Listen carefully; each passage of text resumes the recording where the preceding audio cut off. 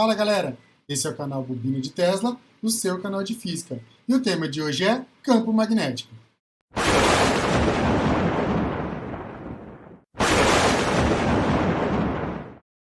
Eu sou o professor Fausto e esse é o canal Bobina de Tesla. Pessoal, não esqueça de nos acessar nas nossas mídias sociais, ok?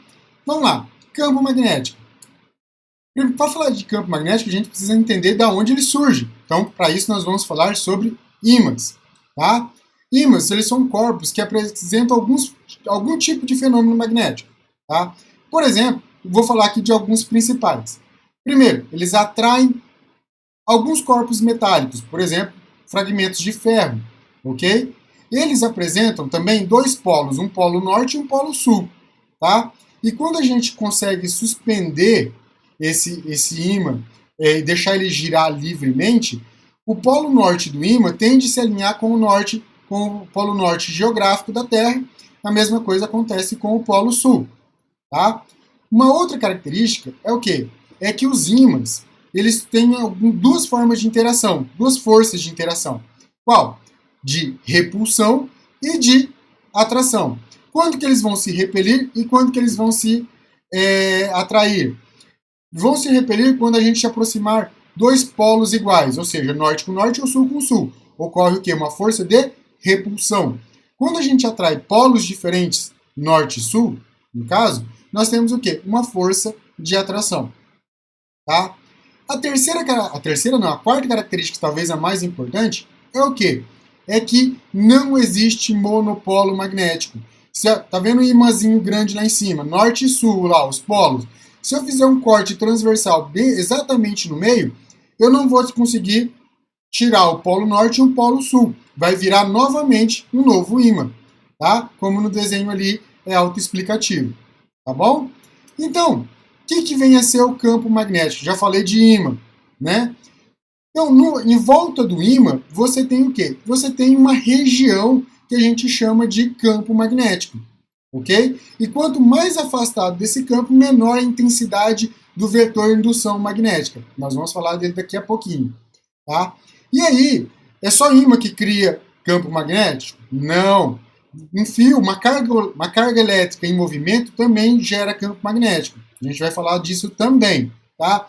No sistema internacional, o valor desse vetor de indução magnética que eu acabei de dizer é dado em Tesla. Tá? E aí, vamos ali, ó. Nesse desenho é bem legal, porque eu tenho um ímã norte-sul, polo norte e polo sul, e ali em cinza eu tenho representado o quê? As linhas de indução magnética. Que essas linhas de indução magnética, elas sempre saem do polo norte e entram no polo sul, beleza? E aí lembra que eu falei do vetor de indução magnética? É aquele Bzinho ali, ó. Aquele vetor de indução magnética, ele é sempre tangente às linhas de indução magnética, tá? Tangente.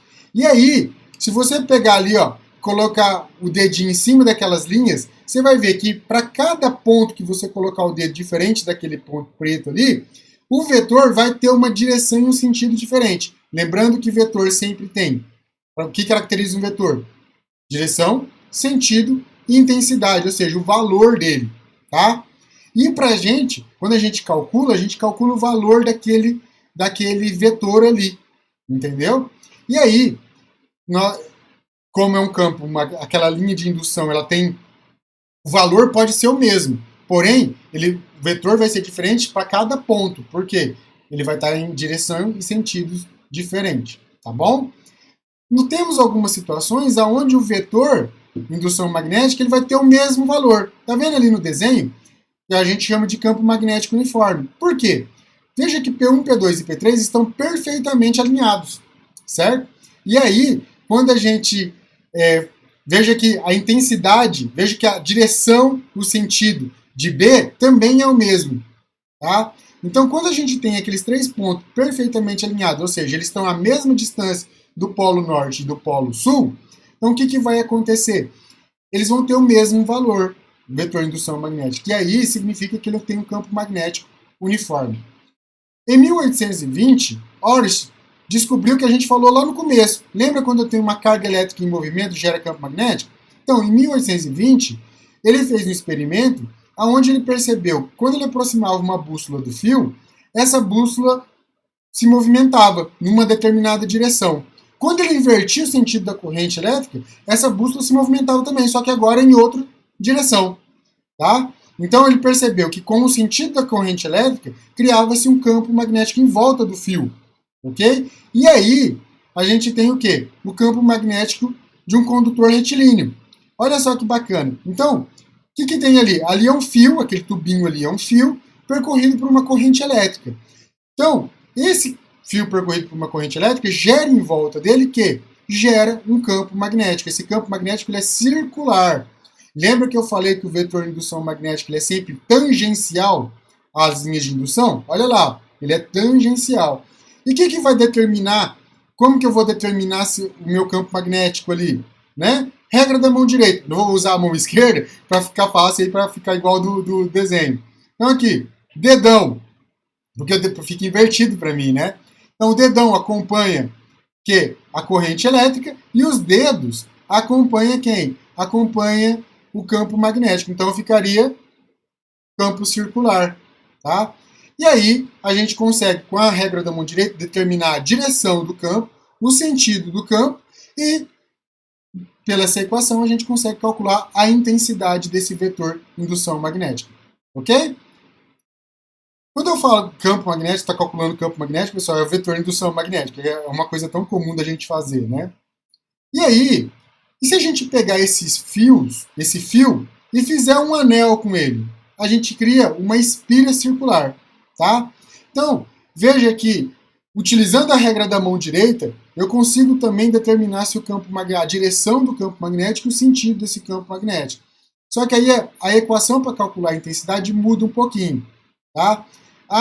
Esse μ0 que coloquei aí, antes, agora no condutor retilíneo e para a espira, ele é o quê? Ele é a permeabilidade magnética no meio, tá? No caso do vácuo. Quando é μ0 é no vácuo. Quando for só μ, é o meio onde está inserido, tá? E vai ser dado. Mas quando é no vácuo, é dado por essa constante, 4π vezes 10 elevado a menos 7. Tá errado ali. Menos 7 Tesla vezes metro dividido por ampere.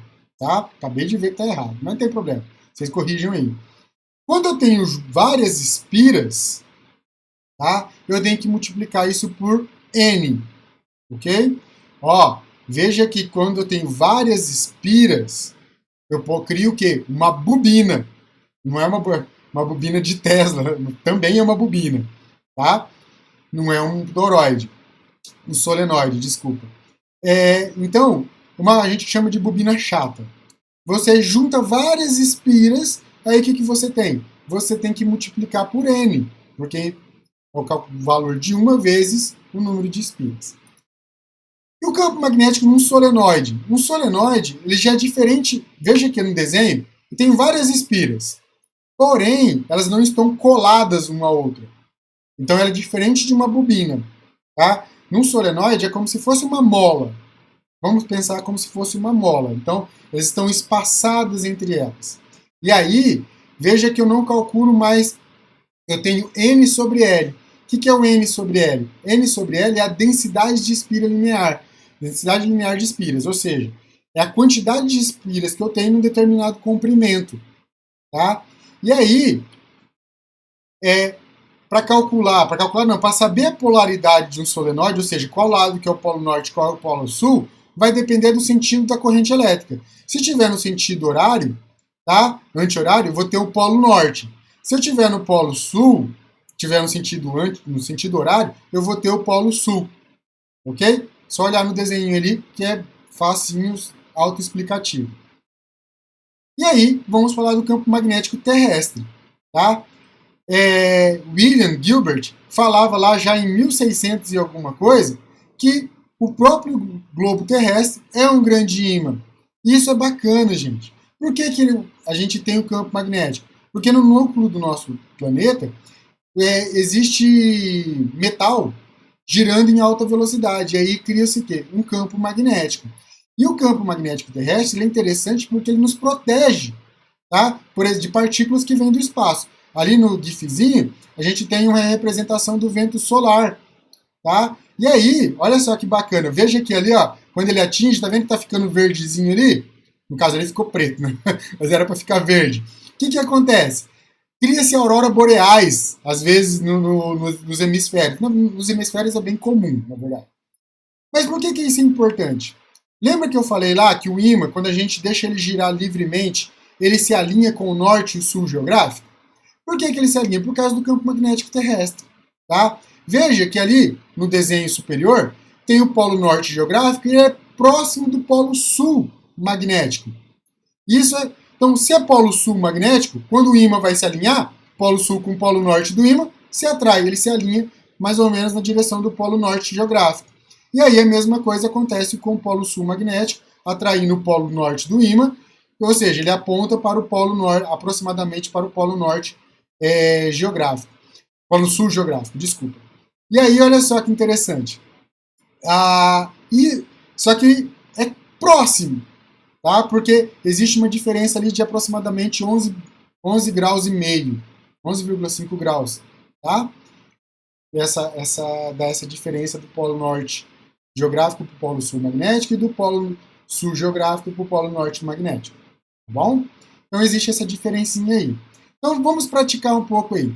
A figura mostra o nascer do Sol, dos pontos A, B, C e D, na qual deles indica o sul geográfico. Ó, se a gente lembra lá das aulas de geografia, né, o Sol nasce no leste e se põe no oeste. Então eu sei que o ponto C é leste e o A vai ser oeste. Beleza? Tá? E aí, só para a gente ter uma noção de que é polo sul geográfico, tá? E polo norte. Então vamos pensar aí. Lembra também, veja que ali no desenho tem uma bússola, certo? E aí, a bússola sempre aponta para o polo norte e para o polo sul. E ele quer saber qual deles indica o polo sul geográfico. Vocês lembram lá da aula de geografia do ensino fundamental? É só a gente cruzar os braços, esticar os braços, né? Eu estico o braço para o leste, um braço direito para o leste, o esquerdo para o oeste, e aí a frente do corpo fica para onde? Apontado para o norte, e a parte de trás do corpo para o sul. Então, se a gente fizer isso ali, e se orientar também pela bússola no desenho, nós temos que a letra D indica o sul geográfico. Beleza? Simples, né? E aí, exercício 2. Assinale a opção que apresenta a afirmativa correta a respeito dos fenômenos eletromagnéticos. A. É possível isolar os polos de um ímã? Nananina não. Lembra que eu falei? Não existe monopolo magnético.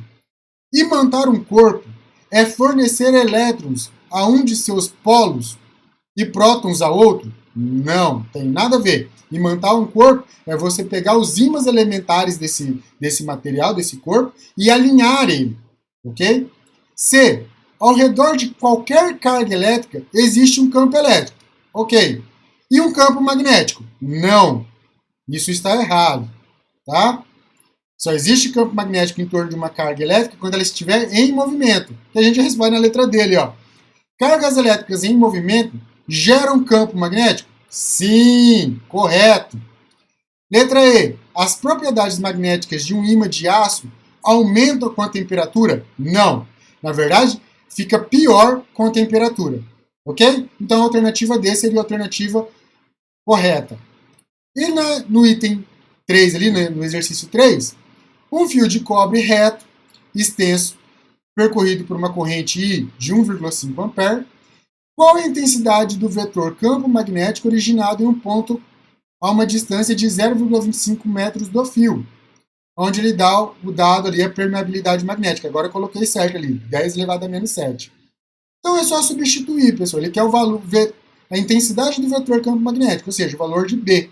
Então, substituindo ali na equação, como é um fio, vai ser μ0 sobre 2π vezes I sobre R. E aí a gente substitui na equação os valores, se faz a simplificação, né, corta os π's, 4 com 2 dá para simplificar, onde tem ali que B é igual a 12 vezes 10 a menos 7 Tesla. Mudando para ficar igual às alternativas, temos 1,2 vezes 10 a menos 6 Tesla, que dá a alternativa C de coelhinho. Beleza? Pessoal, muito obrigado. Qualquer dúvida, deixe nos comentários e até a próxima. Fui!